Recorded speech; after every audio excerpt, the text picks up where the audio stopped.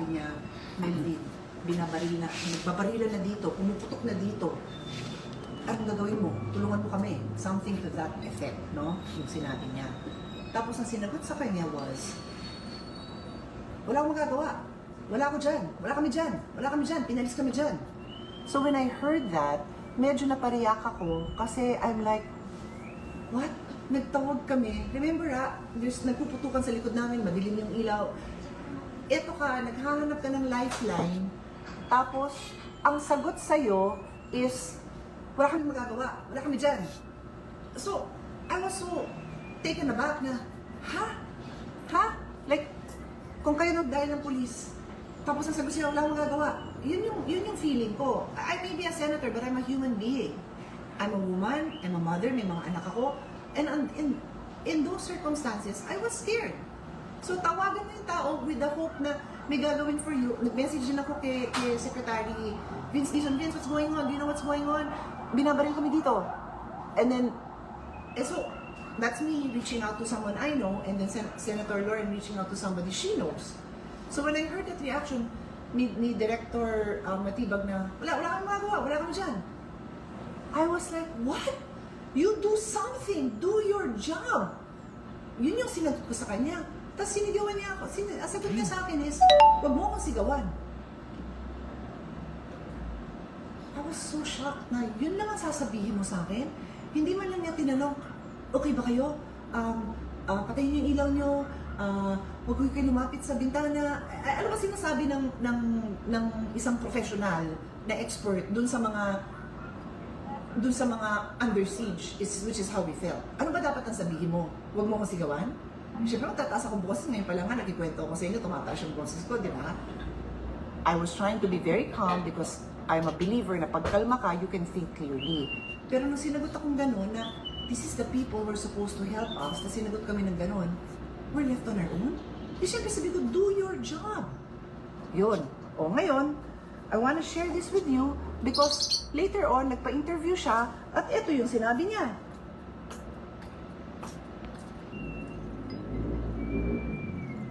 Dali, akit ko lang. Sabi ko, wala kaming agent dyan. At wala naman po talaga. Kasi doon nagpaputok. So sabi ko, ini-investigahan nyo, pahuli nyo. Pahuli nyo yung mga nagpapaputok. Dahil sigurado ko, wala kaming tao na nandiyan dyan sa loob ng Senado. Sabi ko, wala kaming agent dyan. So, pause ko. At wala naman po talaga. Kasi doon nagpaputok. So, sabi niya, wala kaming agent dyan. I'll talk about that later, yung wala kaming agent dyan. Sabi din niya, pahuli nyo. Pahuli nyo yung mga nagpaputok. Ako kuhuli? Kaya ka nga tinawagan ni Senator Lauren eh. Humihingi nga kami ng tulong sa'yo. Tapos sasabihin mo, pahuli nyo? Yeah, sure, may usaa kami. Humihingi nga kami ng tulong. Mahirap bang intindihin mo? Mahirap ba? Now, dagdagan ko na lang. Kasi may narinig din ako na pinaalis kami dyan. That's what I remember you told Senator Lauren. Pinaalis nyo kami dyan. Because in the meeting with the newly elected Senate President, Senator Alan Cayetano, on Monday, 2 days before this happened, meron kayong usapan na ipo-pull out mo na yung troops, yung mga NBI na sumugod doon. That's for peace and order. Okay? Usapang maayos yun. So, kung gusto mo naman sabihin na, naku po, wala akong tao dyan kasi pinaalis nyo kami. Please let me know kung magpapabalik ako ng tao, magpapaabang ako. We will be there if you need us. Wala naman akong narinig sa'yo na gano'n. Wala. Basically, ang gusto mo lang paratingin sa amin is pinaalis nyo kami, bahala kayo sa buhay nyo kung pagbabariling kayo dyan. That's basically your message. And you repeated it. What you said to Senator Lauren and me, you said it on the air. My job, my human nature is survival. So we will do what we can to survive. Magtatatawag kami, di ba? To help us. Kasi ako personally, I cannot defend myself with gunshots. Because I don't carry guns. I'm a non-violent person. So magtatawag ako ng law enforcement. Hindi ako magtatawag ng goons. Hindi ako ganun. Wala mo na akong kilala. Actually, to begin with. Magtatawag ako ng law enforcement. On that note, tinawagan namin si Secretary Remulla. Ganun din yung boses ko. Sabi ko, Sec, do something. Do your job. Alam mo, sagot niya sa amin, I'll be there, ma'am. I'll be there. I will be there. Don't worry. Don't worry. Pupunta na ho ako dyan. Ang laki naman diferensya nung sagot na gano'n. Diba? Diba? Basic lang. Oh, I'll go on. I'll move on. So, ulitin ko. Before I go on, kailan kami tumawag dahil humihingi kami ng support. Again, Secretary Vince Dizon, hindi siya law enforcement, but he's my friend. And he's part of the government. So, sa kanya ako nagsabi because I know he'll listen to me. Kahit hindi siya law enforcement. Hindi ko naman gustong siyang sumugod doon dahil hindi naman din siya law enforcement, but I know he will make calls. And he did. Because later on, he called me back and said, the President wants to talk to the Senate President. Oh, yun. Yun. Hindi yung bahala kayo dyan. So next, sabi niya, wala daw siya doon. Di ba? Wala nga daw siya doon. So, I guess, to prove na wala siya doon, nag-video pa siya. The NBI director. Dito kami ngayon, no? You are here in Sequoia Hotel. Sequoia? And dito lahat ng list of directors and officers. We're having fellowship time planning namin ngayon. Oo. So wala ka sa Senado? So, wala po. Wala kami. We are on stand down because that's the instruction. Sequoia. Okay. Dito kami ngayon, no? So, ano yung purpose niya?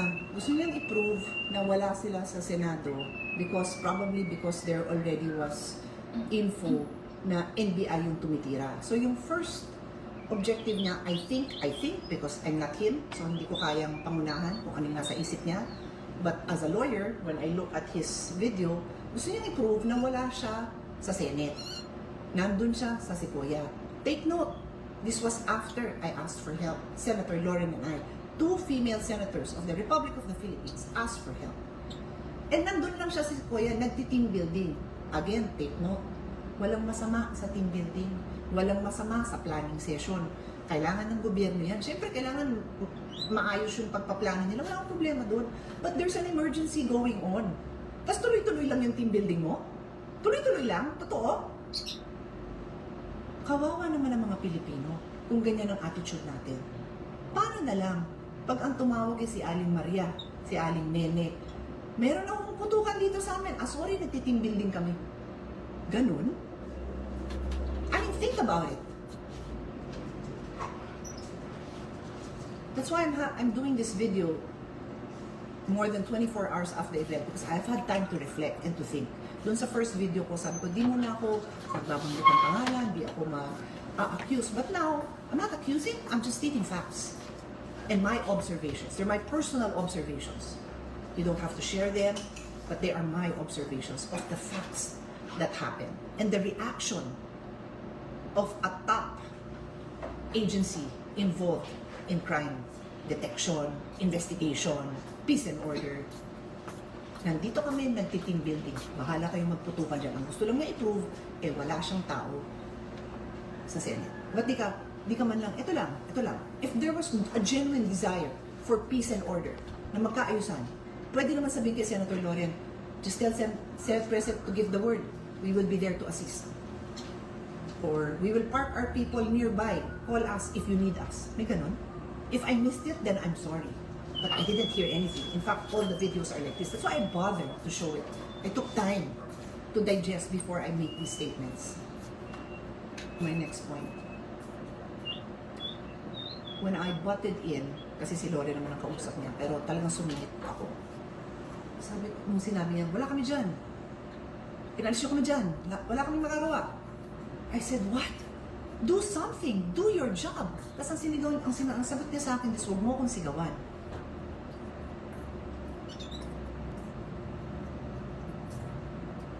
Pag nakakapanood ako ng mga real life scenarios, syempre yung mga under attack nakakasigaw ka, di ba?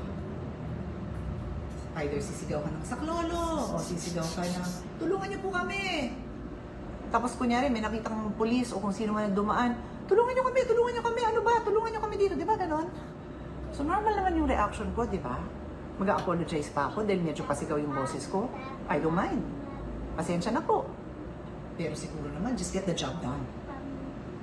Yun lang naman yung request ko, do your job.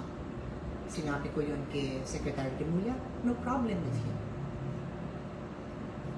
I didn't even have to tell, I didn't say the same words to Secretary Vince Dizon because it's not his job. Hindi siya law enforcement. I just told him, what's going on? Please help us. O, diba? And he did. He made calls. Okay. So I move on to my next point. Ano ulit yung sinabi niya?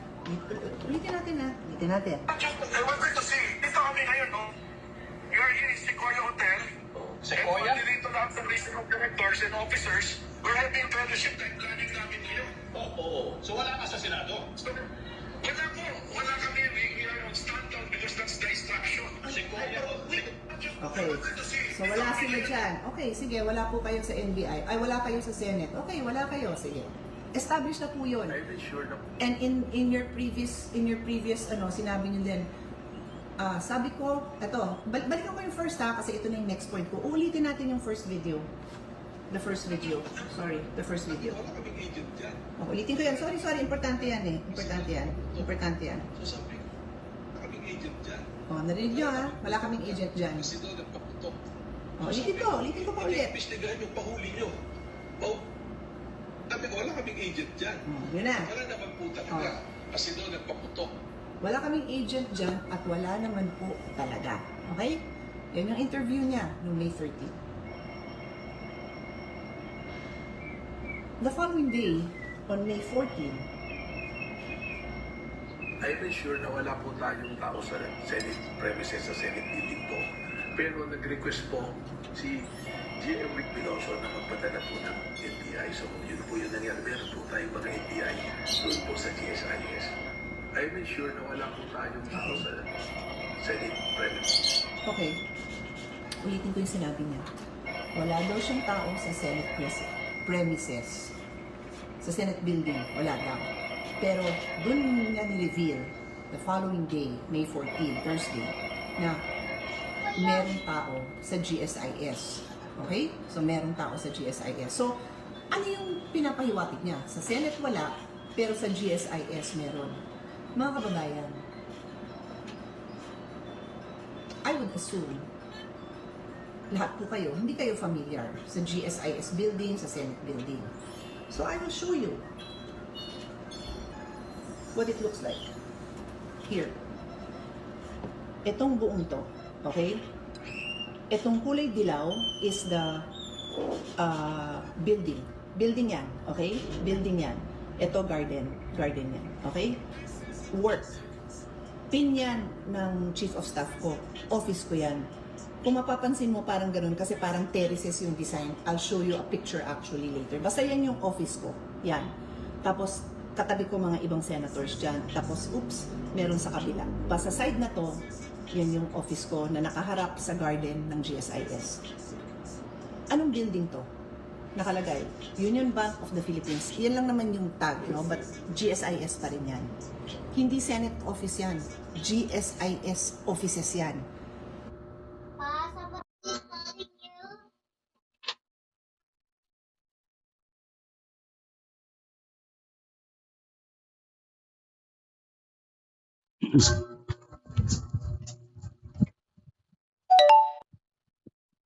Magkadugtong mga kababayan, magkadugtong ang building namin. Walang pagitan.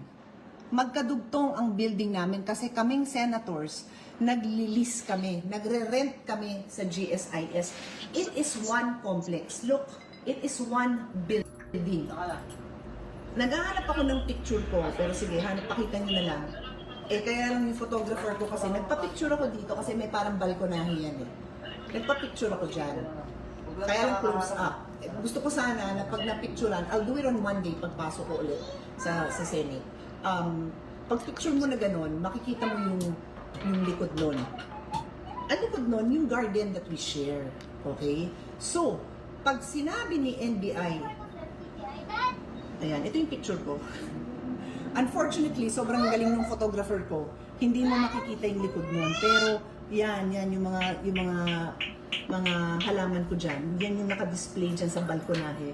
Tapos pababa. So, pag ako'y tumalikod, okay, gumanon ako. Ngayon, sa sofa ko, gumungaw akong ganun. Yung garden ng GSIS yung makikita ko. So, balik tayo sa akin, okay? Hawakan ko na lang to sa tabi ko. Dali, nangalay yung kamay ko. Kung sasabihin ni NBI Director, wala siyang tao sa sa Senate. Sabi ni NBI Director, wala siyang tao sa Senate. Pero meron siya sa GSIS. Saan? Sa baba ng balkonahe ko? O sa dulo ng building ko? Nilalakad ko to guys, minsan pagka yung mahaba yung oras namin sa Senate. Hanap ka ng picture ng hallway natin. Mahaba yung hallway. Yung dulo ng hallway ko, dito, papunta doon. Ang dulo-dulo nun, didikit na yun sa GSIS. So, nasan yung NBI niya? Doon sa kabila lang ng pader. So, pag kinatok ko, babalikan ako ng katok ng NBI agent niya. Andito lang po kami sa likod. Wala ho kami dyan sa premises nyo. So, yan ba ay maayos is that a reasonable and responsible and professional response to your agreement with the Senate President that you will vacate?